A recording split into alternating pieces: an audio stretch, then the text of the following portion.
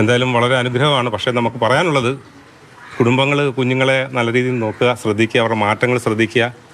കുട്ടികൾ കൈവിട്ട് പോകുമ്പോൾ നമ്മൾ എടുക്കുന്ന എഫർട്ട് അവരെ പരിപാലിക്കുന്നതിന് നമ്മൾ കാക്കണം എന്ന് മാത്രമേ ഉള്ളൂ പോലീസിന് പറയാനുള്ളത്. നമസ്കാരം. ഐസ്ക്രീമിൽ 12 വയസ്സുകാരി മയങ്ങിപ്പോയി. പോലീസിന്റെ സാഹസികമായ ഇടപെടൽ മൂലമാണ് കാണാതായ പെൺകുട്ടിയെ കണ്ടെത്താൻ സാധിച്ചത്. മാതാപിതാക്കൾ കുട്ടികളെ നന്നായി ശ്രദ്ധിക്കുക. കുട്ടിയെ കണ്ടെത്തിയ പോലീസിന് പറയാനുള്ളത് കണ്ണീരിന്റെ കഥ മാത്രമായിരുന്നു. കേരളത്തെ ഒന്നാകെ ആകാംക്ഷയുടെയും ആശങ്കയുടെയും മുൾമുനയിൽ നിർത്തിയ 8ാം ക്ലാസ്സുകാരിയെ കാണാതായ കേസിൽ ഒടുവിൽ ആശ്വാസകരമായ വഴിത്തിരിവ്. ആലുവയിൽ നിന്നും ജൂലൈ 25-ന് കാണാതായ 12 വയസ്സുകാരിയെ 25 വയസ്സുകാരനായ യുവാവിനൊപ്പം മഹാരാഷ്ട്രയിലെ പൂനെ റെയിൽവേ സ്റ്റേഷനിൽ വെച്ച് പോലീസ് സാഹസികമായി കസ്റ്റഡിയിലെടുത്തു. അന്വേഷണത്തിന് നേരിട്ട് നേതൃത്വം നൽകിയ ആലുവ ഡിവൈഎസ്പി ബാബുക്കുട്ടന്റെ നേതൃത്വത്തിലുള്ള പ്രത്യേക അന്വേഷണ സംഘത്തിന്റെ മികവാണ് അതിനിർണായകവും നാടകീയമായ നീക്കങ്ങളിലൂടെ പെൺകുട്ടിയെയും കൂടെ ഉണ്ടായിരുന്ന യുവാവിനെയും സുരക്ഷിതമായി വീണ്ടെടുത്തത്. കഴിഞ്ഞ ശനിയാഴ്ച രാവിലെ കൂട്ടുകാരുടെ കയ്യിൽ നിന്ന് പുസ്തകം വാങ്ങാനെന്ന് പറഞ്ഞ് വീട്ടിൽ നിന്നിറങ്ങിയ പെൺകുട്ടിയെ പിന്നീട് കാണാതാവുകയായിരുന്നു. വീട്ടിൽ ധരിച്ചിരുന്ന വസ്ത്രത്തിൽ പുറത്തുപോയ കുട്ടി കയ്യിൽ വല്യമ്മയുടെ മൊബൈൽ ഫോണും കരുതിയിരുന്നു. എന്നാൽ മിനിറ്റുകൾക്കകം ഫോൺ സ്വിച്ച് ഓഫ് ആയി. തുടർന്ന് വീട്ടുകാർ ആലുവ വെസ്റ്റ് പോലീസിൽ പരാതി നൽകുകയായിരുന്നു. പെൺകുട്ടിയുടെ സഹപാഠികളെയും കൂട്ടുകാരെയും കേന്ദ്രീകരിച്ച് പോലീസ് നടത്തിയ ഊർജിതമായ അന്വേഷണത്തിലാണ് പെൺകുട്ടിക്ക് ഒരു സുഹൃത്തുണ്ടെന്ന സൂചന ലഭിക്കുന്നത്. കുട്ടിയുടെ സഹപാഠികൾ ഒരാൾ കാണിച്ച ഇൻസ്റ്റാഗ്രാം ഫോട്ടോയാണ് കേസിലെ ആദ്യ വഴിത്തിരിവായത്. ഇൻസ്റ്റാഗ്രാം ഫോട്ടോ കേന്ദ്രീകരിച്ച് നടത്തിയ അന്വേഷണത്തിൽ ഓച്ചിറ ക്ലാപ്പന സ്വദേശിയായ 25-കാരനായ അഭിജിത്ത് എന്ന യുവാവാണ് കുട്ടിക്കൊപ്പമുള്ളതെന്ന് പോലീസ് തിരിച്ചറിഞ്ഞു. കുടുംബമായി അകന്നു കഴിയുന്ന ഇയാൾ മുൻപ് മുനമ്പം ഭാഗത്ത് ഐസ്ക്രീം കച്ചവടം നടത്തിയിരുന്നു. ഈ സമയത്താണ് പെൺകുട്ടിയുമായി പരിചയത്തിലാകുന്നത്. യുവാവിന്റെ സുഹൃത്തിന്റെ സഹായത്തോടെ ഇൻസ്റ്റാഗ്രാം അക്കൗണ്ട് വഴി സന്ദേശങ്ങൾ അയച്ചാണ് പ്രതിയെ കൊണ്ട് ഫോൺ സ്വിച്ച് ഓൺ ചെയ്യിച്ചത്. കാസർഗോഡ് മംഗലാപുരം വഴി മുംബൈയിലെ ധാരാവി പോലുള്ള ജനനിബിഡമായ പ്രദേശങ്ങളിലൂടെയാണ് പ്രതി കുട്ടിയുമായി യാത്ര ചെയ്തത്. ലൊക്കേഷൻ കണ്ടെത്താൻ ഇത് വലിയ വെല്ലുവിളി ഉയർത്തിയെങ്കിലും പോലീസ് സംഘം പിന്നാലെ തന്നെ ഉണ്ടായിരുന്നു. ഒടുവിൽ ഇവർ നിസാമുദ്ദീൻ എക്സ്പ്രസിൽ പൂനെയിലേക്ക് തിരിച്ചുവെന്ന വിവരത്തിന്റെ അടിസ്ഥാനത്തിൽ പോലീസ് സംഘം പൂനെ റെയിൽവേ സ്റ്റേഷനിൽ നിലയുറപ്പിക്കുകയായിരുന്നു. ട്രെയിൻ എത്തിയപ്പോൾ ജനറൽ കോച്ചുകളിൽ നടത്തിയ വിശദമായ പരിശോധനയിൽ ഇരുവരെയും കണ്ടെത്തുകയായിരുന്നു. തുടക്കത്തിൽ പോലീസിന്റെ ഭാഗത്തു നിന്നുണ്ടായ അന്വേഷണം തൃപ്തികരമല്ലെന്നും മെല്ലെപ്പൊക്കാണെന്നും ആരോപിച്ച കുട്ടിയുടെ കുടുംബം രംഗത്തെത്തിയെങ്കിലും കൃത്യമായ സാങ്കേതിക വിദ്യകൾ ഉപയോഗിച്ച് പൂനെയിൽ വെച്ച് കുട്ടിയെ കണ്ടെത്തിയതോടെ പോലീസിന്റെ മിന്നൽ നീക്കം വലിയ അഭിനന്ദനം പിടിച്ചുപറ്റി.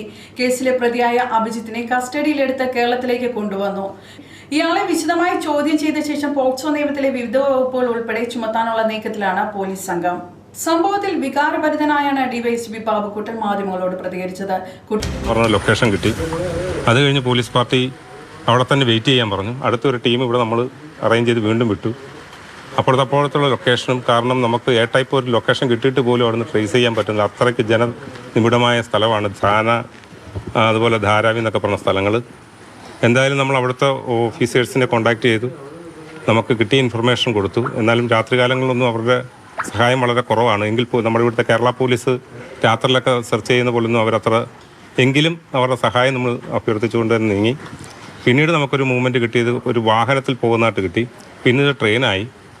വീണ്ടും നമ്മളതിൻ്റെ ഇൻഫർമേഷൻ അനുസരിച്ച് RPF ഒക്കെ ആയിട്ട് ബന്ധപ്പെട്ട് നമ്മുടെ ജില്ലാ പോലീസ് മേധാവി നിരന്തരം അവിടുത്തെ ഉദ്യോഗസ്ഥരുമായിട്ട് ബന്ധപ്പെട്ട്, കൂടാതെ PHQയിലെ DG, നമ്മുടെ director general of police DGP അദ്ദേഹവും ഒക്കെ തന്നെ നമ്മുടെ ക്രൈം കാർഡും ഒക്കെ അവിടുത്തെ ഓഫീസുകളിൽ എത്തിച്ച് RPFുമായിട്ട് നിരന്തരം ബന്ധപ്പെടുകയും ഞങ്ങൾ കോൺടാക്ട് ചെയ്യുകയൊക്കെ ചെയ്ത് എന്തായാലും നമുക്ക് മനസ്സിലായി നിസാമുദ്ദീൻ എക്സ്പ്രസ്സിൽ അവർ പൂനെയിൽ 3:50 നമ്മൾ സമയം, ഏകദേശം 4 മണിയാകുമ്പോൾ എത്തുമെന്ന് മനസ്സിലാക്കി. അതനുസരിച്ച് നമ്മൾ തലേദിവസം വെയിറ്റ് ചെയ്ത പാർട്ടി താനേന്ന് പൂനെയിലെത്തി പെട്ടെന്ന് തന്നെ ട്രെയിൻ നിർത്തിയ സമയത്ത് ഫ്രണ്ടും ബാക്കും ഉള്ള ജനറൽ കമ്പാർട്ട്മെൻറ്റിലെ കയറത്തുള്ളതെന്ന് മനസ്സിലാക്കി.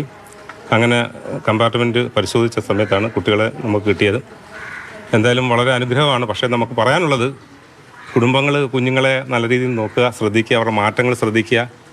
കുട്ടികൾ കൈവിട്ട് പോകുമ്പോൾ നമ്മൾ എടുക്കുന്ന എഫർട്ട് അവരെ പരിപാലിക്കുന്നതിന് നമ്മൾ കാക്കണം എന്ന് മാത്രമേ ഉള്ളൂ പോലീസിന് പറയാനുള്ളത്. കുട്ടികളെ കാണാതെ പോകുമ്പോൾ മാതാപിതാക്കൾ കാണിക്കുന്ന അത്രയും വേവലാതിയുടെയും സ്നേഹത്തിന്റെയും 100-ൽ 1 പോലും അവർ ഒപ്പമുള്ളപ്പോൾ നൽകുന്നില്ല. പഴയ കൂട്ടുകുടുംബ വ്യവസ്ഥിതി ഇല്ലാത്തതിനാൽ കുട്ടികളുടെ ചലനങ്ങളും കൃത്യമായി മനസ്സിലാക്കാൻ സാധിക്കുന്നില്ല. ദിവസവും കുഞ്ഞുങ്ങളുമായി സംസാരിക്കാനും അവരെ നിരീക്ഷിക്കാനും മാതാപിതാക്കൾ തയ്യാറാണ്. എങ്കിൽ ഒരു കുട്ടിയും വഴിതെറ്റിപ്പോകില്ല, ഡിവൈഎസ്പി പറഞ്ഞു. മറ്റൊരു വാർത്തയുമായി വീണ്ടും കാണാം. കൂടുതൽ വാർത്തകൾ അറിയാൻ പേജ് ഫോളോ ചെയ്യുക. 30 വർഷത്തെ വിശ്വസ്തതയും പാരമ്പര്യവും പ്രവൃത്തി പരിചയവും കൈമുതലായി സ്തുത്യർഹ സേവനം നടത്തിവരുന്ന ഒരു സ്ഥാപനമുണ്ട്, രാജകുമാരി ഗോൾഡൻ ഡയമണ്ട്സ്. നിങ്ങൾക്കും രാജകുമാരി ആവണ്ടേ? രാജകുമാരി ഗോൾഡൻ ഡയമണ്ട്സ്. ഇനി ലോകം കാണട്ടെ നിങ്ങളുടെ സൗന്ദര്യം.